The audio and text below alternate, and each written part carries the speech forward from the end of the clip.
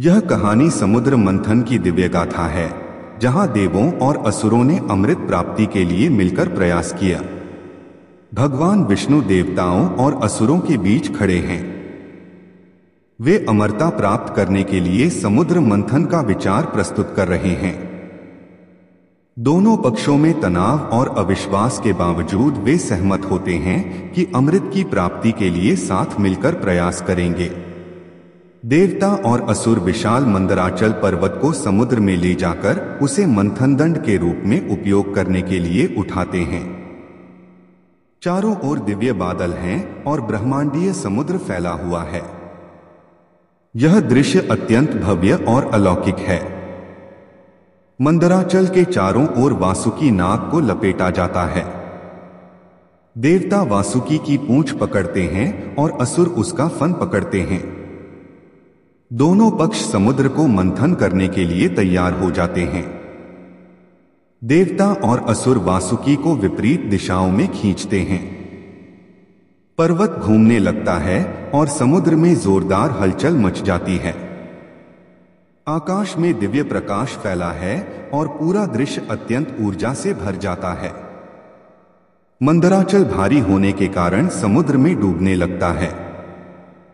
तब भगवान विष्णु कूर्म कछुए का रूप लेते हैं और समुद्र की गहराई में जाकर अपनी पीठ पर पर्वत को स्थिर कर देते हैं ताकि मंथन निरंतर चलता रहे।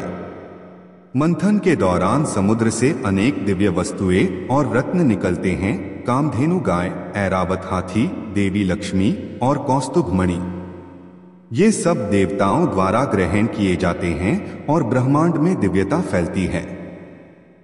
समुद्र से एक भयानक नीला विष निकलता है जिसे हालाहल कहा जाता है। यह इतना घातक होता है कि देवता और असुर घबरा जाते हैं और ब्रह्मांड में त्राहि मच जाती है। भगवान शिव प्रकट होकर हालाहल विष को पी लेते हैं। माता पार्वती उनके कंठ को थाम लेती हैं, जिससे विष उनके गले से नीचे नहीं उतरता और उनका कंठ नीला हो जाता है। तभी से उन्हें नीलकंठ कहा जाता है। भगवान धन्वंतरी समुद्र से प्रकट होते हैं। उनके हाथ में अमृत से भरा कलश होता है। यह कलश दिव्य प्रकाश से दमक रहा होता है और देवता तथा असुर दोनों ही उसकी ओर लालच भरी दृष्टि से देखते हैं। देवताओं और असुरों के बीच अमृत को लेकर युद्ध छिड़ जाता है। आकाश में बिजली की चमक और दिव्य अस्त्र शस्त्रों की टकराहट होती है। वातावरण भयावह हो जाता है और अमृत की रक्षा का संकट खड़ा हो जाता है। भगवान विष्णु मोहिनी रूप में प्रकट होते हैं। वे एक अत्यंत सुंदर और मोहक स्त्री के रूप में असुरों को मोहित कर लेती हैं। मोहिनी अमृत का वितरण करने का प्रस्ताव देती हैं और असुर सहर्ष स्वीकार कर लेते हैं।